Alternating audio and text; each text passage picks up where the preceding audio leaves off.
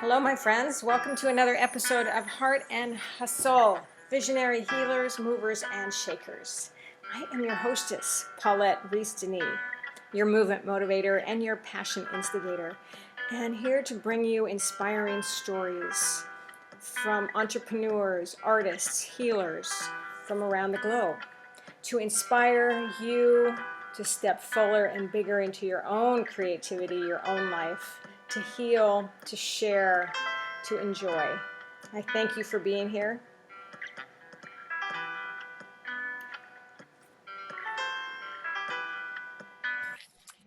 Hello, my friends. Welcome to another episode of Heart and Hustle, Visionary Healers, Movers, and Shakers.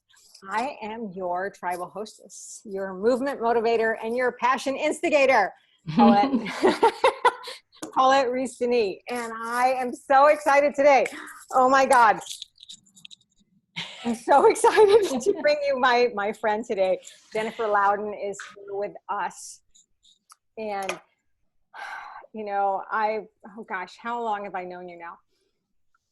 I have no sense of time, and maths are not my thing. So Yeah. Let's just say a long time. Yeah. So she's been my mentor, my writing coach, my inspiration, my friend, my dancing partner. And she's just, just this amazing, magical, spiritual, deep woman who writes and speaks and inspires and brings out so much goodness in so many people. Oh, thank you. And I've been on several retreats with her, and I'm just so excited that we're here talking together. I wish we were like hanging out side by side. Right. I would like that with a lot of people right now. I know. But she's in Colorado and I'm in California, and so that's cool. Yes. But we are here together. And Jennifer, God, thank you for being here. Oh, thank you, Paulette. Thank you for taking the time to talk about my work and my book and get to be together. I know. And so she has these amazing retreats in Taos, New Mexico, and in Colorado, and in other places around the globe. Yeah. She has how many books now? How many? I think this is number 8. I think we did gift book editions of things over the years and things that I kind of have lost track of. So hold that one back up. Yeah. So this is her brand new book, Why Bother? Discover the desire for what's next. I love it. Okay, so I'm going to read her bio to you. Oh, don't read my bio. I hate reading my bio. Okay, I won't read your bio. Here's my favorite bio. It's the bio in the book. And this is it, y'all. Jennifer Louden wanted to be Harriet the Spy when she was 8, and a enlightened master when she was 12, and a brilliant comedy writer when she was 22. And then it's about the rest of my work. Anyway, and I did just tell you a little bit about her, but it really is. So I didn't know you were on Oprah. Oh, I was on Oprah in like 1988, 1999. And I was actually, the story's in the book, which of course is what you're thinking about. And I was a guest expert. And it was really, it was a great turning point in my life because it was something that I had wanted so desperately and worked so hard to get. I got it completely by happenstance. It was for my 4th book, the Women's Retreat book. And I wasn't on because Oprah loved my book. I was on because my book fit their subject matter.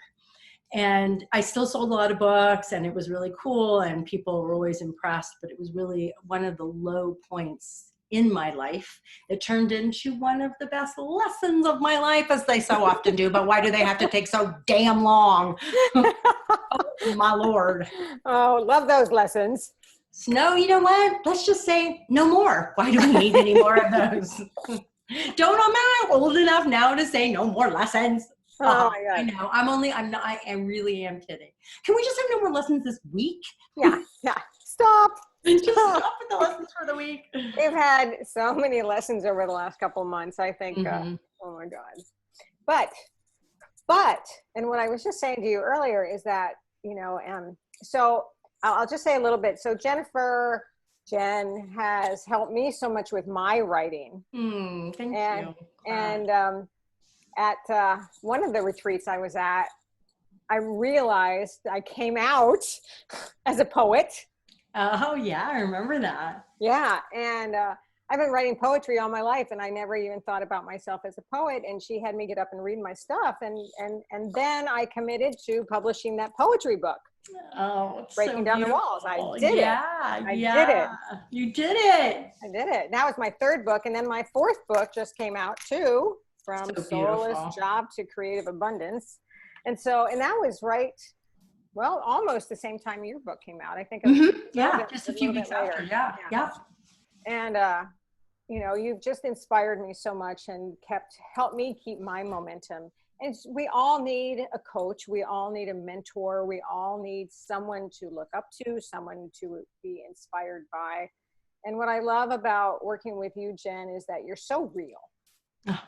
I mean, you're just fucking real. You put it out there, you show your vulnerability, you show your skills. You have so much wisdom, and yet you're so I'm sitting right next to you, and let's just do this thing. And it's so good. And then we get up and dance every morning. It's just so Dance fun. is so important. So what I want to talk about, so of course your new book, Why Bother? And I oh no, where'd it go? I had my passage and it left. Let me think. Oh, here it is. No. Yeah.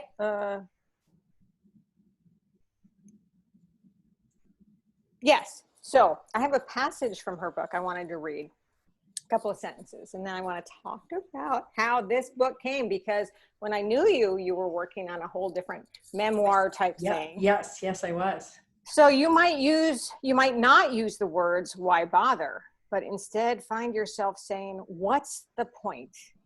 Who cares? Why is this all so hard?" Or some version of "wanting more is selfish. I should be grateful for what I have," or "I'm too tired to bother again." The words vary, but the call is the same. Find your desire. That's perfect for you, right? And as some of you know me, dance and desire has been my theme for many years. And so beautiful. And so Jen, how did this happen? How did this book come about? I love it.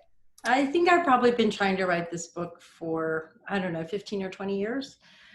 I didn't really know that, but when I was well into the first draft, I found a manuscript that I had sent my last agent, actually 2 agents ago, and I realized it was from I want to say 2000 or something, or 2004, and I was trying to develop these ideas even then. But so I think that there are certain ideas that we have in our life that we keep circling around as creators, and I call them signature themes in the book. And I think everyone's creative, by the way, and I'm sure everybody listening does too, right? So just like painters have certain themes, and filmmakers and novelists, right? We always studied that in school, John Steinbeck's themes. And I think we have themes, and maybe we have one, maybe we have a handful, and it doesn't matter. They might be our career. They might be things that we make money off of, or they might not at all, but they keep circling for us. They keep bugging us. They keep nudging us and there's something about engaging with them that feels like maybe it's our duty, right? Our dharma. And so for me, I think one of the things I've been engaging with since I was little was this idea of, how do you show up fully for life, especially when life keeps batting you down, right? Because I don't know about anybody else listening, but my life hasn't gone the way I planned. Life is already today. I've had several you got to be kidding me. That is so hard. And of course, those are just the garden variety challenges, let alone the big challenges like someone we love dying, or our career going south, or publishing a book during a pandemic. Bam. And great racial change in the US. So I think these is a theme. And then very specifically, the book that you mentioned, that the last time you and I were together, I spent 4 years and I wrote 500 pages of memoir. That did not work as a book, as a work of literature. And lots of people said to me, "But what do you mean it didn't work?" And it's like, narrative memoir is a particular animal. It's a very difficult animal to write, and I failed at writing it. But in the course of writing it, I grew and changed dramatically, as so many of us do when we write about our own lives, right? And we really write with that intention to hopefully connect to someone else. We transform in the process. So I transformed. And then when I looked at the memoir and I realized it wasn't going to work as a book, I kind of looked back and I suddenly saw this roadmap for what to do when you lose your bother, when you lose your mojo, when you lose your way, when you're stuck, when you're lost, when you're flat, when you're despairing. You know, there's a whole continuum of feelings we have. So this book almost, Paulette, directly jumped out of that book, but not quite, because there was another book in the meantime that failed. Oh no. Yeah, the last few years have definitely been a lot of, okay, get up again, get up. And now I can't not get up because I wrote a book about how to get up again. So I really someone asked me recently in another podcast, they said, you know, how have you changed since writing this book? And I'm like, I can't not live it, right? You can't write a book like this and ignore it. Well, isn't it, we teach what we need to learn, right? Right. So, but then this is like something you have to learn all over and over again, because there's no one and done with bother. Right. There's no one and done, because life, it comes through in an afternoon. Why do I going to write this? Who cares? Like yesterday, I was having huge confidence as a teacher. And then it comes through in these, you know, it might come through, hopefully it'll never come through in my marriage, but, you know, it'll come through about, you know, bigger sections of your life for longer periods of time. It is the natural process, the creative process of being alive. Right. It's the natural creative process of being alive that we are going to be full of heart and hustle. Right. We're going to lose it, because that means we're changing and growing. And it means life is happening, and life happens in ways that we don't like and we don't want and we didn't choose. Cue pandemic. Cue my business in the toilet this year. Oh, shit. Yeah. Like, we planned a really lean year with most of my revenue from my Oasis, which is my membership site, and my live retreats. So I could have lots of time to promote the book and be creative about it, because I knew it was going to be a long, hard hustle to get the book out there. It just is for most people. And pandemic, can't have live retreats. So how many, so you had one in July, you were going to have we've canceled 3. Oh, man. We have 2 on the books that we hope will happen. But what news did I read today? The coronavirus may peak in September, which is when my next retreat is. So there's a lot of dealing with why bother in my own life. And mostly it's fascinating and rich. And right. You know, we're not going to lose our house. We're okay. We have health insurance through my husband's job. But it's hard. It's hard too. And I think I'm really living the concepts. Well, you know, in some way, I love I've always been one who loves change. I always love going into, not conflict per se, but a challenge. You know, I don't like to sit still. I don't like to do the same thing. I always want to grow and continue. And in some way, you know, I've worked through the pandemic very similar to how I work normally, because I work from home and and yes, I canceled my retreat to Costa Rica. And, you know, there were things, but my book still came out, which I thought was timely. And so in some ways I feel like I just need to pay more attention and be more aware. Or I could just say, oh yeah, life is normal, except you got to wear a mask. I don't know. You know, it's just been so crazy. But it's still a learning and growing experience. You know, it's still, life is about expansion. And this is an opportunity, you know. And so what I say, of course, is to be a possibilitarian. You know, and that's my theme is, what can you use now to make something new possible? I love that. Yeah. And I mean, I think you're in that same genre. And what else are we going to do? Why bother, right? Because we want to keep growing and expanding and living. I think that's beautiful and true. And I think the other I think we also have to recognize, and this is the first part of the book that I talk about in the first few pages, so we have to recognize when we're in a why bother time. And if we try, I think, to get out of it too soon, I think we often make a plan that is too small for who we want to become.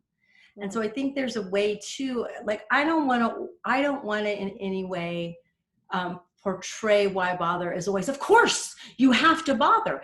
You may, I mean, I have, when I had early galleys of it, I gave it to a friend of mine who begged to read it. And at first she was talking about it with me because we were running together. We were training for a race and we were running together, and she would be talking about the book. And I'm like, oh, this is so fun. I was one of the first people to read it. And, this is incredible, outside of, my editor and such like that and beta readers. And then she stopped talking about it. She stopped talking about it.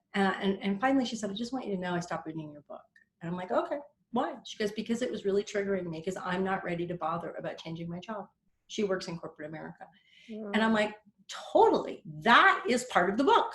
You get to decide that, or you get to decide, I don't want to change this part of my life. I'm going to stay in this marriage that maybe isn't 100% because these things are, or for whatever your values are, or I'm going to stay in this job, or I'm going to stay in this town. But that doesn't mean you give up on bothering, right? But that you wrestle with it, that you discern where are the possibilities. Yeah. Well, that's what I want. It's acknowledging when it's time to make those changes. Right. And seeing your life as a whole, there's a story in the book about someone who decides to stay in their job because they want to pay for college for their kids so they graduate without debt. But they instead of what I think so many of us do is then we blanket our life with why bother. Instead of saying, okay, but there's a whole life that I get to live outside of this job. What is that? How's that going to be more alive? What do I want to bother about that? Because, it's easier to not bother. Yeah.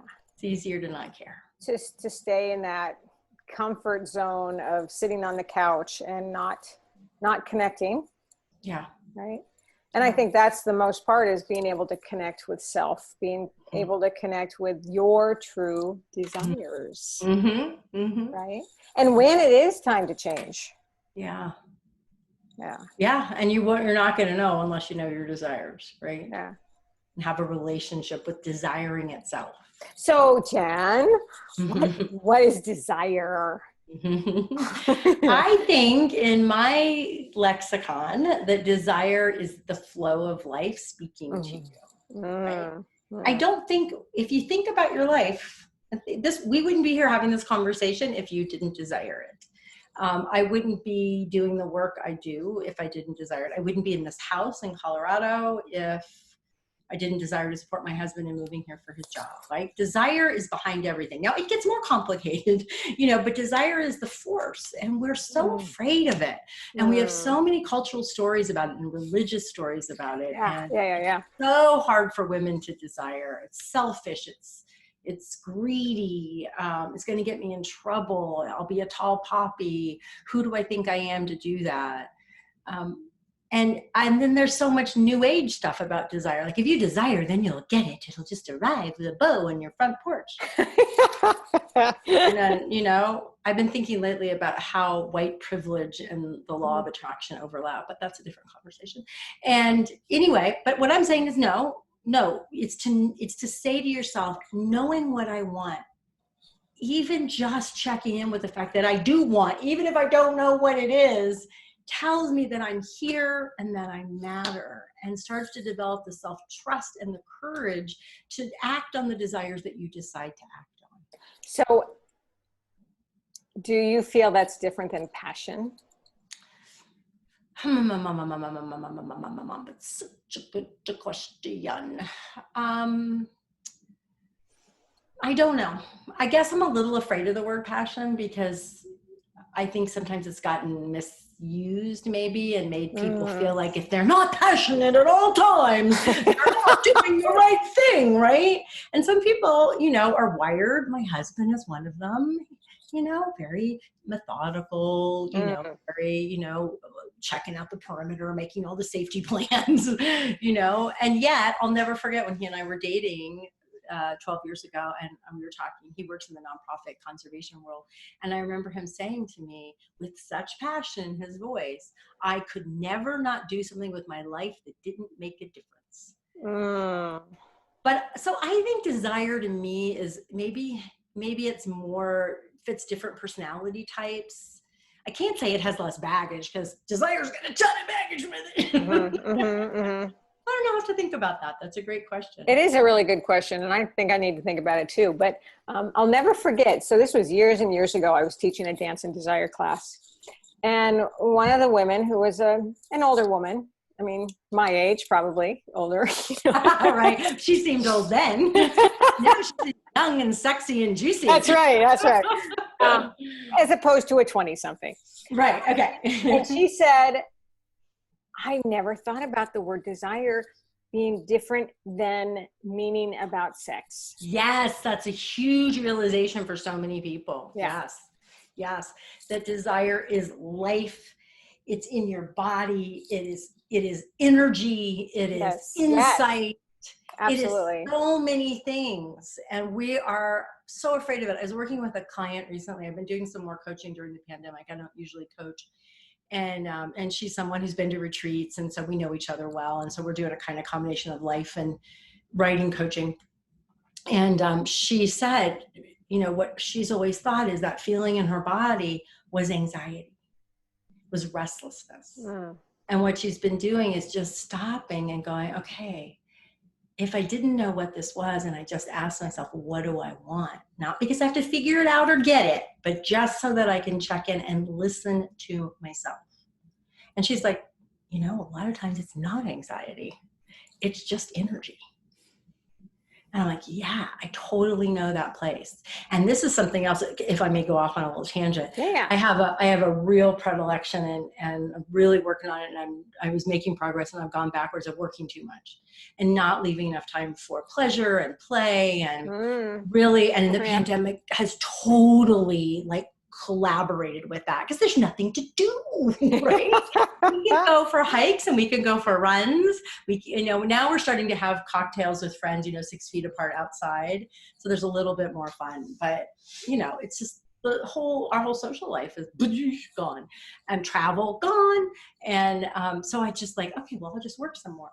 And then I get too tired. And when you're too tired, when you're fried, your nervous system is fried. You've been looking at the screen all day. You can't listen to your desires, right? Your body just goes, and then you go right for what I call substitute desires, right? This is good enough. TV is good enough. A cocktail is good enough.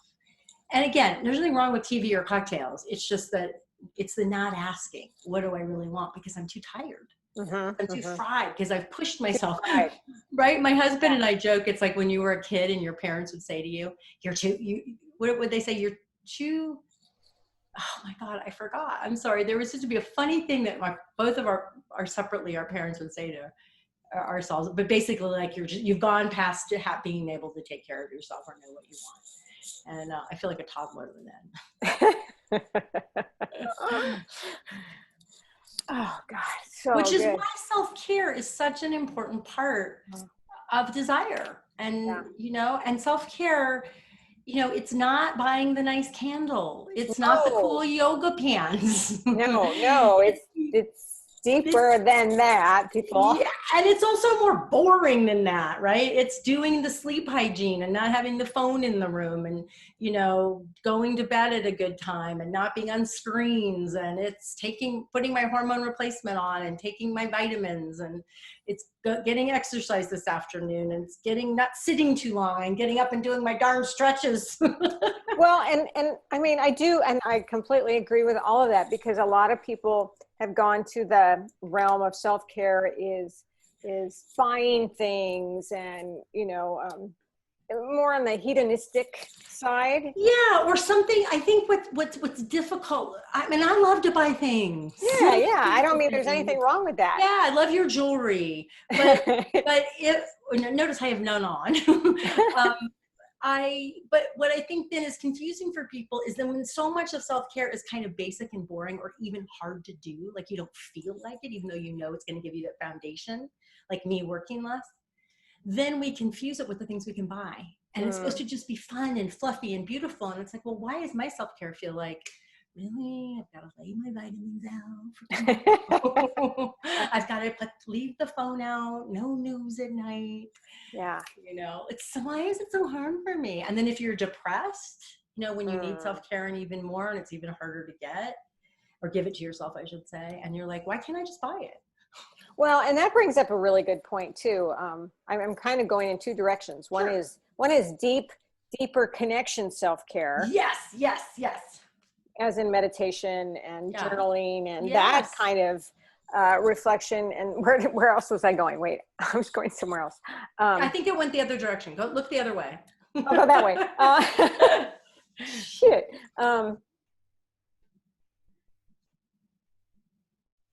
Oh, it'll come back. I had them. It will. But and that's where people get fearful. Yes. Of self-connection. They do. We're afraid that we're not going to find anything inside, or we're going to hate what we find. Right. I have a woman acquaintance who I've known for years, and she won't touch meditation. She won't touch anything. No, I'm not even going to be quiet. Because I don't want to know what's going on inside. Yeah. It's like, oh man, how do you know what you desire? How do you know what you desire? How do you know what your values are? Because your values and your desires, and values is such an old-fashioned moralistic word. And by values, I just want to interrupt myself and say, I mean, what do you care about in the world? What do you care about? And they don't have to be things that you're living perfectly, or even they can be aspirational values. Maybe you really value inclusion.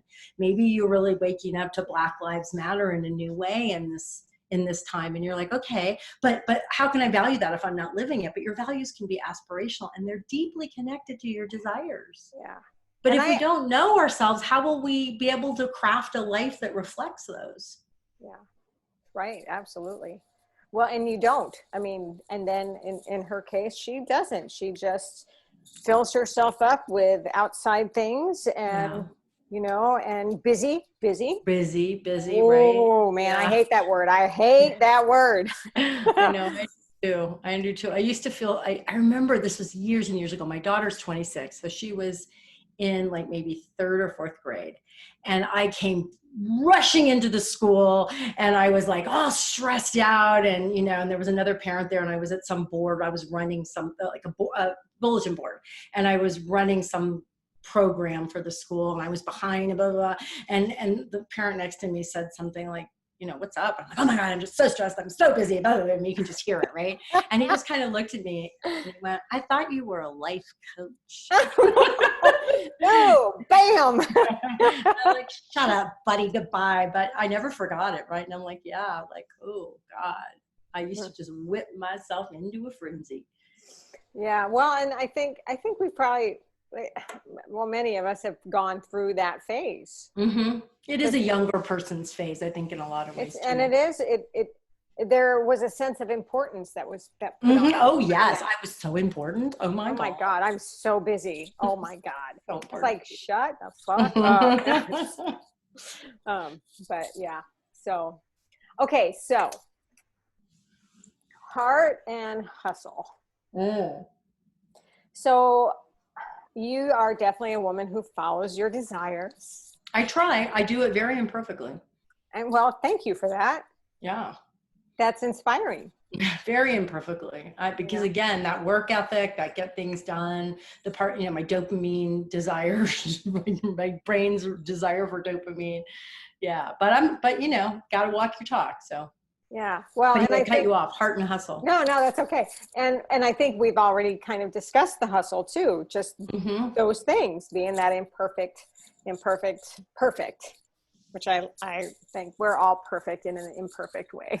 I like that. You're not, somebody said to me something, you're perfect. You're just not done. Something like that. I'm like, okay. That makes sense. Hopefully I'm never done. I know, until that last breath. I don't want to be done. Life is too much fun. And so, okay. So so you've got the new book, and then things have gotten put on hold, and the retreats have gotten put on hold, but what's next for Jen? What do you see? Where are you going from here? Yeah, I really, really love that question because I really don't know. I mean, the plans for this year it was going to be a real transition year, and we were going to see what did we want to build out around the book, what were people asking for. We know we're going to build a course in the fall, probably a 6 or 8 week course. We're thinking there might be a coaching training, a facilitator training of some kind that'll come next year. But I'm not, those are the plans. But, I really feel like I'm in a profound transition. And I really don't know. I mean, it just shifts every day. And in fact, we had a class that we were putting together to start in 2 weeks. And I just decided not to do it. It just felt wrong.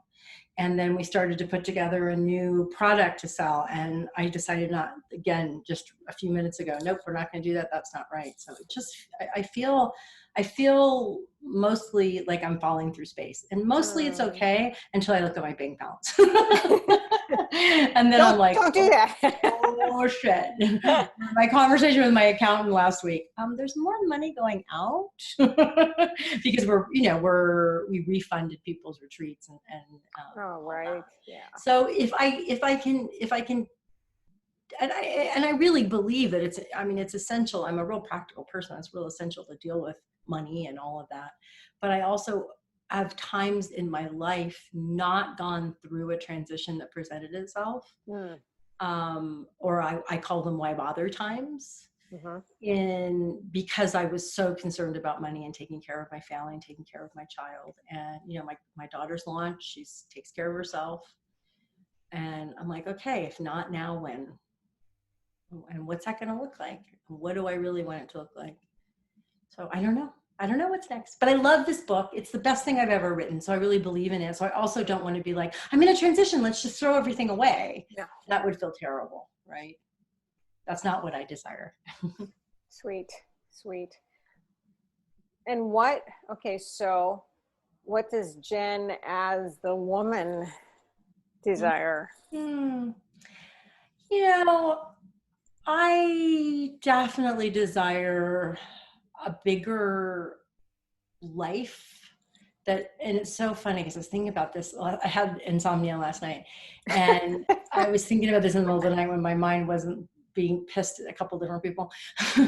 And I was like, oh man, I feel like I just want this big life with lots of people and going places and travel. And then I went, oh, pandemic. But then there's a part of me that honestly also really feels like it's a time to get really still and really quiet. So I think Jen, the woman, is also wanting more of that. And what does that look like? And less time sitting in this chair. Yeah, and less of that. Oh my God, it's 6:30. Am I at desk yet? Am I working yet? Yeah. Oh God, you're so like me. Oh my God, it's 7 o'clock and I haven't started working yet. Have you started? Are you still running every day at 5? I kind of tweaked my back. I got a bike and I used it a few times, and then winter came. I got it right before winter. And then my friends took me out on a 12-mile bike ride, and I'd already ran that day and done some dancing, and my bike's not adjusted for me, and I tweaked my back. So I'm just getting my mileage up again. So this week I probably get back to almost normal, but I can't do super long runs yet. So yeah. Sending you some good healing. Yeah, it's okay. I mean, and part of it's been stress and sitting too much. I mean, it's not just on the bike. Oh, I know. And I had tweaked my shoulder from when I was getting the book ready. That I ended up having like nerve things going down my arm. I was like, no, God, stop that. Stop that. Listen to that body. It's so hard. It really, I think to have a life that really has time for our desires, it often requires making some pretty radical changes in our lives because the pace of our life has to change. And I think that kind of goes back to what does Jen the woman want? She just wants more time to be able to listen. And right? Would you consider yourself a workaholic? I might have at a different time in my life. I don't think now. I'm not addicted to it. Like if we go on vacation, which we do only because of my husband. But we'll go for 2 or 3 weeks, and I won't be like, where's my work? Or, oh my God, I miss my work so much. I used to be like that. I used to be need that to control my anxiety. Like, I just need a little bit. Like, I remember we went to Bali on our honeymoon, and I was leading an online class at the time, and I didn't teach, but I had to check in with the forums every day. And that poor man. And I was like, buddy, look, this is just like, this is that I'm good. I've done my little thing that makes me feel useful. And then I can relax for the rest of the time. And that was really true. I wouldn't then go check email or anything. I did keep it to maybe half an hour a day. Oh, that's so good. See, but I'm better. I'm better than that. Like, I'm better. And I just declared on my calendar and to my team and to my husband that I'm taking 3 weeks off in August. Yes. Yeah. So, and I actually said to Jeff, we were just camping this last week, and I have 3 online courses going on right now. Like, just gonna check in every day, and it's like, I can't remember. I mean, I travel the world, right? There has not been a time where I have not worked.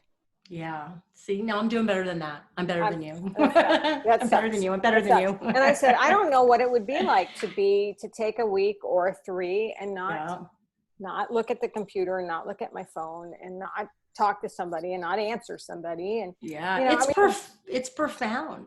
It is profound. And it's one thing because I love what I do, and I know you love what you do. I do too. Yeah. So it's not work in the traditional sense of the work word.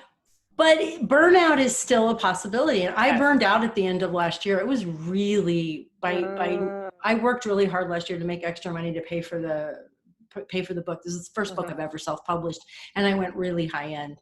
And so I knew that was a risk financially, so I didn't want to take that money out of savings. So I worked really hard to make most of the money for the production of the book, the audio book, and PR, not all of it.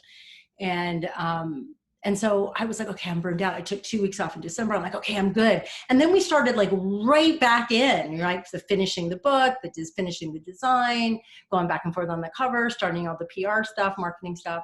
And I started to get dangerously close to burnout again. And when the pandemic came, it was a relief because I had like 10-city book tour. You should have seen what was planned. I had a book tour planned. Plus I was training to run rim to rim in the Grand Canyon. Plus we were going to go down the Grand Canyon. That was going to be the fun part. So like every day was scheduled so tight. And then I just had to cancel it all. It just crumbled away.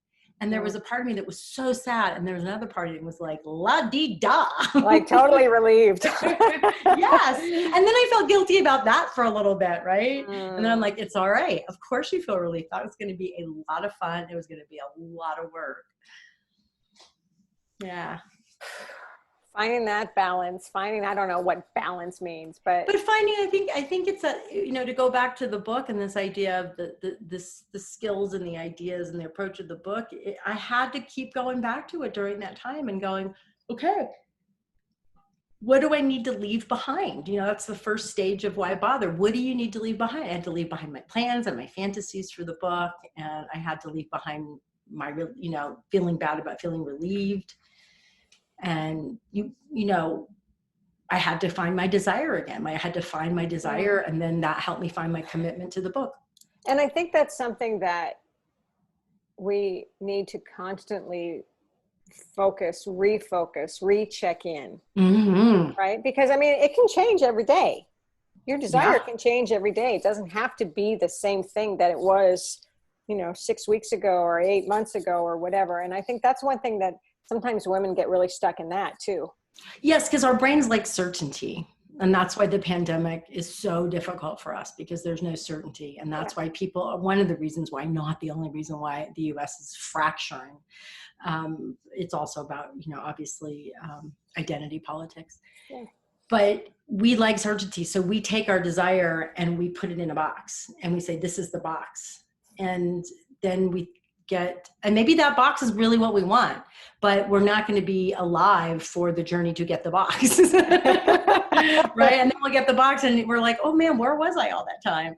But even more dangerous is we actually don't want what's in the box, right? We don't want, and we did when we started, but we didn't keep checking in and going, oh wow, actually let's just take, writing a book. I work with writers. I see their book ideas change. Mm-hmm. At some point you have to go, okay, this is what the book is about. But in the early days, it's often like, well, is it about this? Is it about this? Where's my real desire? What do I really have to say? What's really fresh for me? That's what I ask my writers. What's fresh for you? And if it's in a box that you decided, then the book will just crumble away. I've had that happen because I didn't ask enough until I went, okay, this is it. I can commit to this. I can bring it to fruition. Yeah. Woo. What are you guys thinking out there in Heart and Hustle Land? Are you being inspired? Yeah, I hope so. Love to know what your takeaways are from this conversation. I'm so excited to connect you with Jen and her new book, Why Bother? And her other books too. They're still out there. They still are out there. Most of them are in print. A couple aren't. Yeah. And we'll put her links here so that you guys can connect with her, check out her retreats when they come back. Yes, hopefully September will happen. And that's not a writing retreat, it's a desire retreat. Oh my God. So good, so good. And then are you going to do Taos in October or November? We hope so. Yeah, no, October is full, so that one's booked, and so hopefully that will happen again. Just depending on the pandemic and the fact that we would be inside in Taos in October so much. In September in North Carolina, we can be outside. It's a big property. We can be in the forest. We can dance and do yoga in a pavilion. So we can do things really safely. Huge dining rooms and living rooms. It's in North Carolina? It's in North Carolina. Yeah. So it will work if we're at like where we are now with the pandemic and it's not terribly worse. But I don't know about Taos. I just don't know. Everybody's planning on it, but good. Wow. Any last words of Jen wisdom? I think I think it's really important to know that when we're in a why bother time, whether it's again big and overwhelming and despair filled or just kind of apathy in one area of our lives, it's really a normal process. And we make it so much harder because we freak out and we pathologize it and we think something's broken or wrong with us or we have to make a plan. And really the whole book is a set of tools to help you relax and say, this is an opportunity. This is a natural process. There's no right way to do this. And all that matters is that I engage with this in-between time, that I listen to it. Something more wants to come to you. You get to decide what that more is, but I promise you more is always there. Right on. Right on. More is always there. And more is always there. It's so true. That could be a bumper sticker. It could be. I think you ought to do that. I'll get right on it. So anyway, thank you everybody out in our Heart and Hustle land. And thanks for being here with me for yet another episode. Thanks Jennifer Louden to be here with me. And excited about her new book. You guys got to check it out. And, join her tribe and ask her questions and whatever, and she's got lots of good things for you. The Oasis, a writer's group, and all kinds of good stuff. Yeah. And if you're on the fence about the book, you can get the first chapter for free at my website. There you go. But you won't be on the fence. No, you'll love it. 234 5-star reviews on Amazon. Woo-hoo, baby. I love it. And until we meet again, my friends, thank you for being here and supporting me through Heart and Hustle. I am your hostess, Paulette Rees-Denis, your movement motivator and passion instigator and desire goddess. We're both. Love it. We're desire goddesses here. Until we meet again, we'll see you next time.